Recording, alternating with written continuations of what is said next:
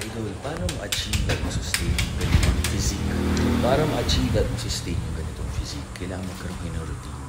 And then, pag nasanay na kayo 21 days, papagalin nyo ng doble pa, 42 days. After doon, magkaroon kayo ng mga options. Laruin nyo yung pagkain nyo, laruin nyo yung workouts nyo. And then, tingnan nyo kung yung exercise yung nag-work sa inyo, walang masakit sa joints, mas na-feel sa muscles, ano yung mga hindi nag-work. Eliminate nyo, tapos mag-add kayo. Ganun lang siya. Lifestyle siya eh. Hanggang tumanda na tayo. Yun talaga yung part na siya ng process natin.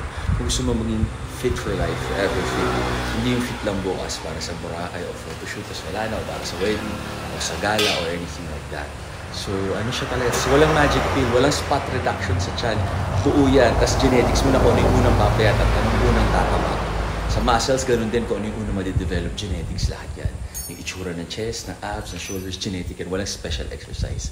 Tama kayo, mali ako, I'm not your doctor. Do what works for you. Happy, healthy, guys.